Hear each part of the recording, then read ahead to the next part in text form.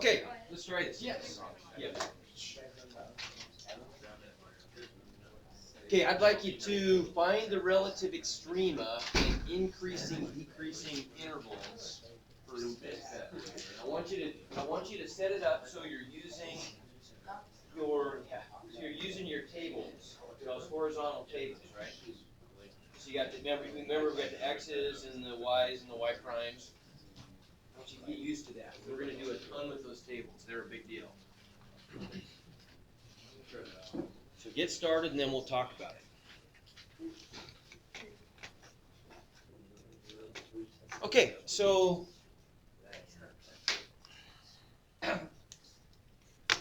what do we do? Talk me through this. We're going to use our new trick, first derivative test. Say it again. Take the derivative. Yeah, we're going to need the derivative, aren't we? Okay, so what's our derivative?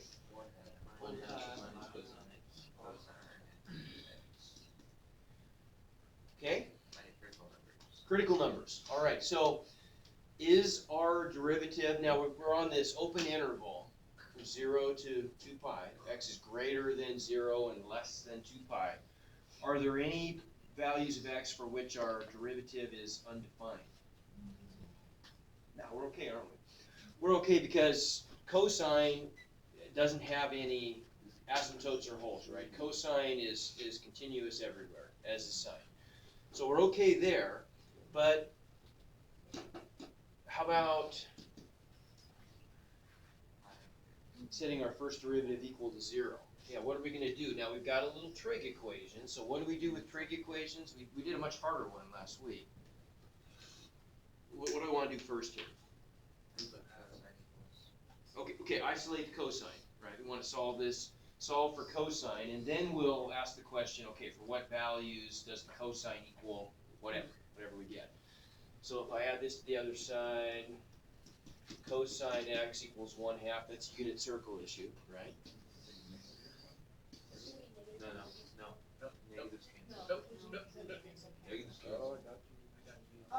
Okay, makes sense? Okay, so now where on the unit circle? Cosine corresponds to the x or y coordinate? X coordinate. Okay, so where would x equal 1/2? Yeah, right there and right there, right? Got two spots. Now, my interval is going from 0 around to 2 pi. So I essentially want one lap of the unit circle, right? So I need to know probably both those guys. So this is going to be up here at pi thirds, and this is going to be down here at, 5/3 pi. I'm just going to 2 pi minus pi thirds. 5/3 pi. So those are my x values. Those are my critical numbers.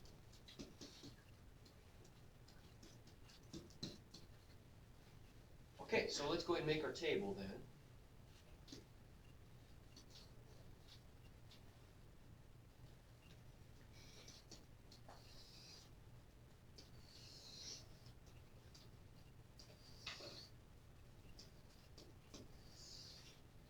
And talk me through that. How am I gonna? Let's look at the x's first.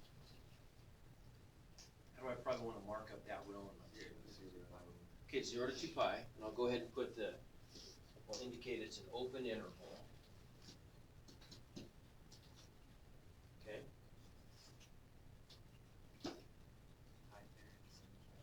Critical numbers. So we got pi thirds, 5/3 pi. And what's significant about those? What equals 0? Y prime. Okay, so I need zeros right there. So that tells me something. That tells me I've got horizontal tangents, smooth horizontal tangents, right? Okay. Now we want to know, let's just quickly remind ourselves, what are we looking for here in this question? We want to know relative extrema, and we also want to know increasing and decreasing intervals. Okay, but we find them, by finding one, you find the other, essentially. Right, so let's use our first derivative test. we gonna do?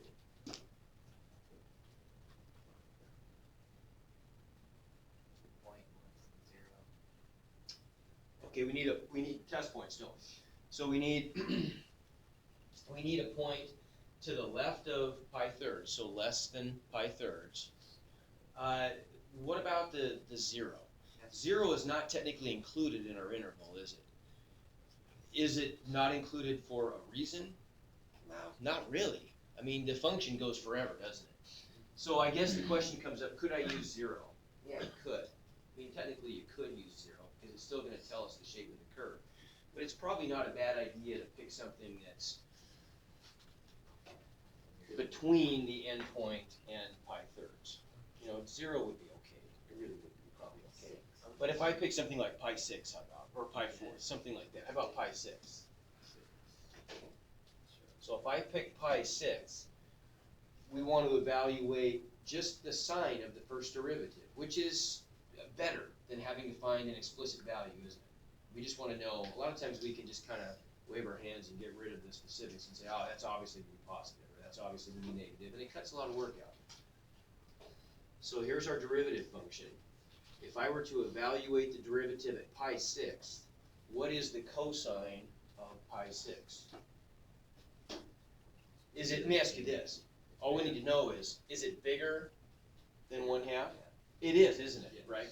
It's definitely, the x-coordinate is bigger than 1/2. So what's going to be the result when I subtract that from 1/2? Negative. Yeah, there you go. It's going to be negative, isn't it? So, right, that's all we care about is the sign. Next test point. Yeah, so what's probably a convenient one? Pi. Pi would be a good one, wouldn't it? Pi's a good one because that's right there. Pi's a nice, easy, coordinates are easy. So if I knew pi, let's see, what's the cosine of pi? Negative 1. So 1/2 minus negative 1 is positive. Okay. Okay, and then up here?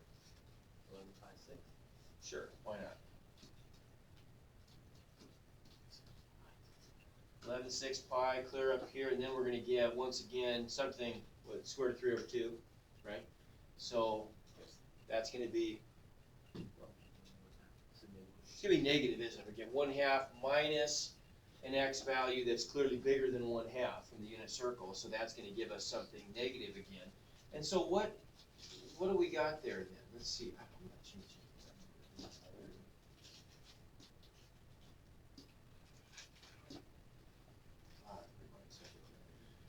Okay, so what is this? From the first derivative test. If I'm going from a negative first derivative, is that increasing or decreasing? Decreasing. So I'm going from a decreasing function to an increasing function. What kind of a feature is that? That's a valid, isn't it? And we know this is a 0 derivative, so it's got to look something like that, doesn't it? Everybody agree? Okay. How about this guy here? I'm going from increasing to decreasing in a rounded feature, right? A smooth feature. So it's a smooth hill. How about that?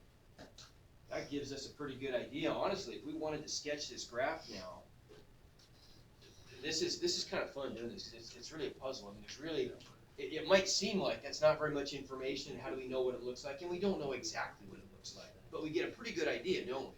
If I were to do something like that, there's only one way. And I don't know where it sits vertically, do I? In order to anchor this thing, we might say, I'd need to fill in some values up here for y, wouldn't it? But once I set some y values, then I kind of get this thing anchored in place. But maybe we're not worried about that. If we just want the shape of this thing, it's got to go something like this, doesn't it? It's got to go valley, peak. On our interval, it's got to look something like that. Right? Could there be some other wiggle in between that we missed? No. How come? You're right. No other critical numbers, right? So there can't be other turning points. It can't ever turn around and make a peak or a valley anyplace else on that interval. We found the only two possible places where the function changes direction. All right. How about one more of these guys, and then I think we're good to go. Let's try this guy.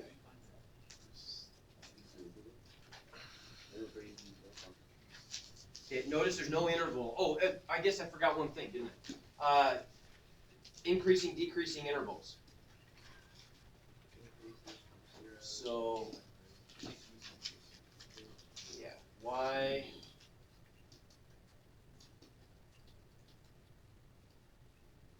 is increasing on what?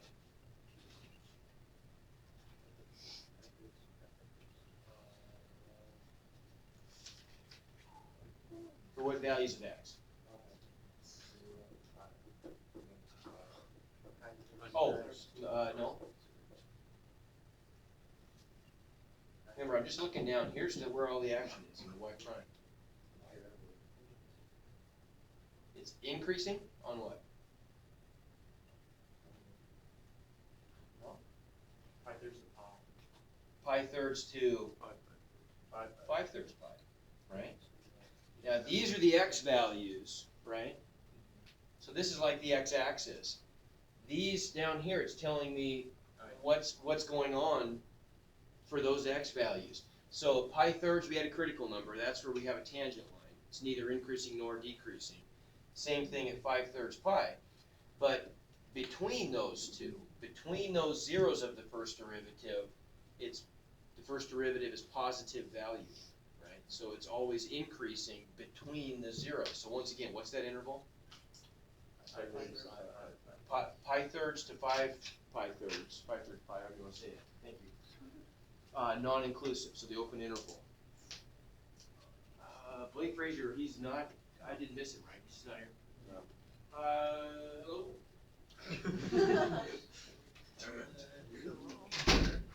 Hello?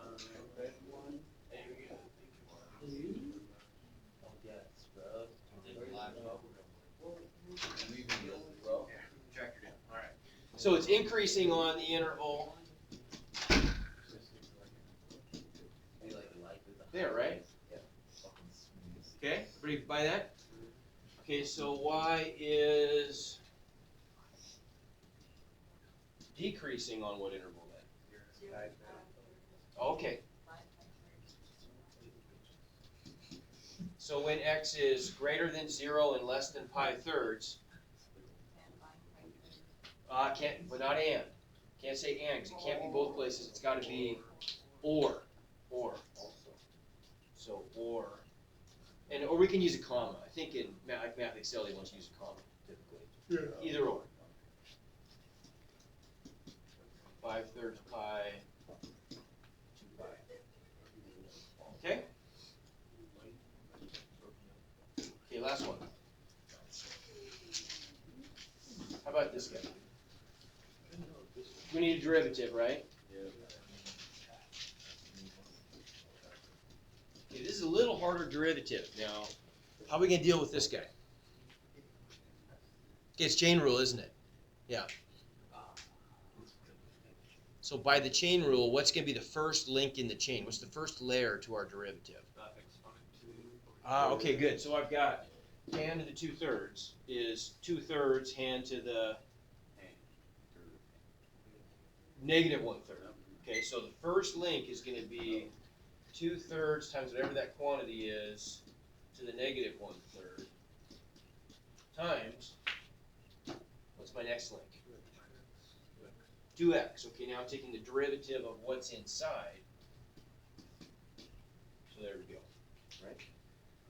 So what I want to do here then, and especially when I start to analyze derivatives, is I want to write this as a fraction. Okay, and you probably already see why. If not, it'll be real clear in a second. So if I write this as one big fraction, what's in the numerator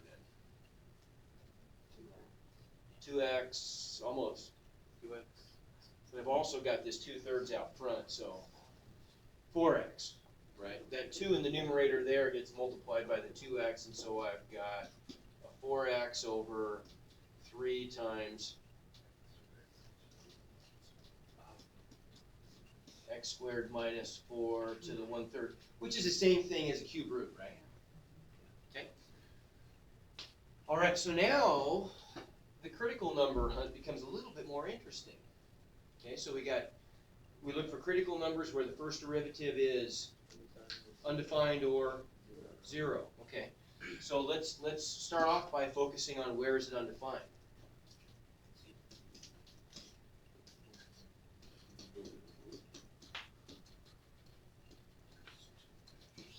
It's undefined where? You have to be, I don't need exact values, but where am I going to? Because there's a 0 on the bottom. Okay, where the bottom is 0, right? Yeah. Make sense? Wait. Okay. So x equals 0 is going to be important, but that's going to be maybe the other type of critical number. If we're looking for where the derivative is undefined, that's going to be where we've got zeros on the bottom of the fraction in this case. Now the other issue that we might have to deal with is if we have a root like this, right? We got two rules. We can't divide by 0 and we can't what? Okay, we can't have an even root of a negative number. Now is this an even root or an odd root? Odd. It's odd. Good. Odd root because 3 is odd, right? The denominator of that fractional power is odd, and so we don't have to worry about that part. It's an odd root. We can have negative numbers in an odd root, no problem. But we can't have all this stuff on the bottom. We don't really care about the 3 on the bottom, but we do care about that stuff, right? Does that make sense?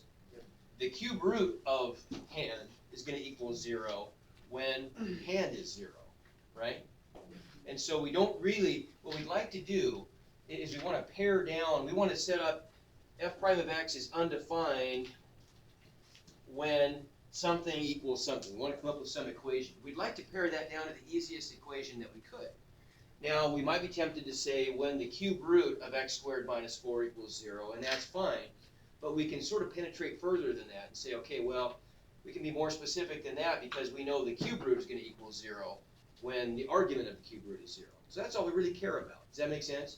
So we really just care about that x squared minus 4 equaling 0. That's when this is going to kick this whole thing into an asymptote. Okay? So we got to solve this little equation. So what's the value or values of x where that happens? Plus or minus 2. Good. So we get 2 critical numbers of the undefined variety, right? So those are potential sharp peaks or sharp values. Maybe, maybe not. We'll have to test them and see. Okay, so how about the other issue here? Let's look at f prime of x equals 0 when what? Now, when is a fraction equal to 0? When the numerator is 0, right? So here we're looking at the top of the fraction. Isn't that convenient? So when we're looking for the critical numbers, one type of critical number is associated with or interested in the behavior of the numerator of this fraction, and the other type of critical number is associated with the behavior of the denominator of the fraction, right? So this is going to be when 4x equals 0, which is obviously just when x is 0, right? Okay. So now we can go ahead and make our table.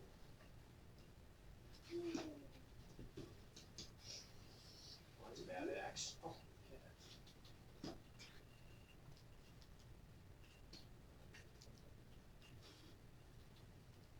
okay.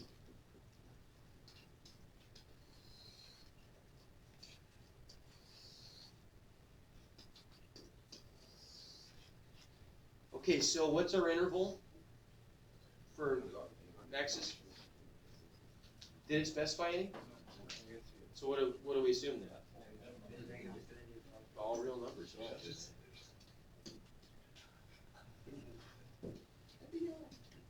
Negative infinity to infinity, and then we got to include all our critical numbers. Well, let's see. We had 3 of them, right?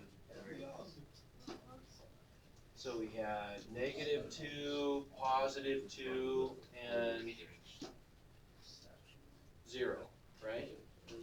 And if we want to get specific about what's going on at those critical numbers, this was a 0 value of y prime, and these were undefined. Okay? So now all we have to do is apply our first derivative test, and that gives us all the information that we need. Remember what I told you earlier, kind of starting to see this happen in action now. The further you work down on this table, the more information you get back from the table. Okay, when we're working with the y prime layer, not only is it giving us information about where the relative extrema are, it's also giving us detailed information about where we get intervals of increasing and decreasing behavior too. Okay? So let's try our test points. What do you think?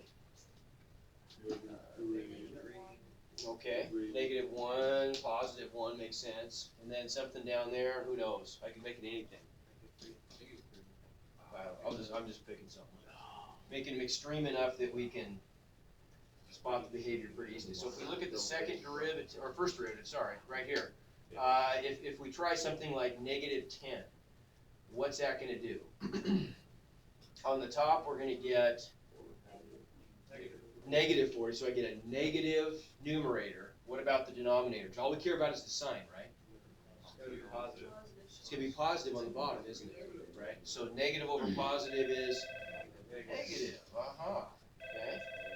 Okay, you guys fill in the rest there. Somebody come up and fill in the rest. Oh my gosh. Sit down. Okay, so yeah, so we got our behavior. So we got decreasing interval, increasing interval, decreasing interval, increasing interval. Okay, so now you probably determined here that whenever you get a transition of sign in the first derivative, that means some kind of peak or valley, right? So what's this going to be here? Decreasing to increasing is valley, sharp or smooth? Sharp. Okay, so we get something like that, right? What about here? Oh, sorry, here. Increasing to decreasing. Okay, so we get Rise. right?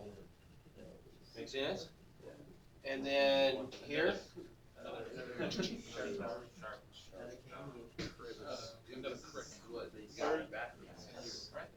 So if we wanted to connect these, and let me just illustrate real quick how we could even make this pretty accurate. If we wanted to anchor this thing a little bit, all we have to do is just fill in, we want to just turn these into ordered pairs. Right? So if I just substituted those values back into the original function, if it's easy to do, let's do it. If it's not, maybe we won't worry about it. So if I put in -2, I'm going to get, I get 0. How about that, aren't I? Right? Yeah. So I'm going to get 0. That's a derivative. Well, let's just say that's not going to work just on the bottom. But up here, we get 0, right? 0 to the 2/3 is just 0. So that worked out well. So that's 0. Now, this is kind of slick. If I look at this up here, this is an even function, isn't it? Right? Because look, the only powers that show up are x squared. A constant is the same thing as x to the 0, right? I'm multiplying that by x to the 0.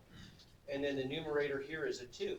So because the only powers are even powers, that means that it's an even function and it's insensitive to the sign of the number that we put in there, right? So positive c is going to give me back the same value always as negative c. Does that make sense? Yeah. Because it's always a negative number squared is the same as a positive number squared. So I know without even having to give it a second thought here, if -2 gives me a value of 0, so does +2, right?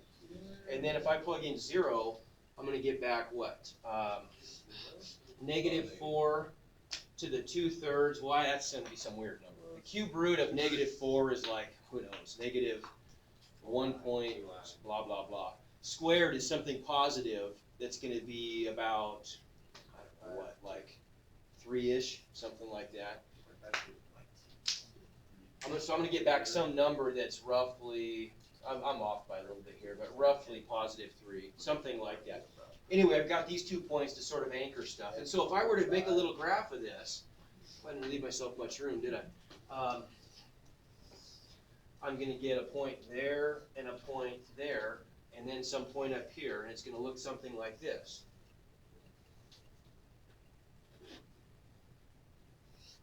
Right?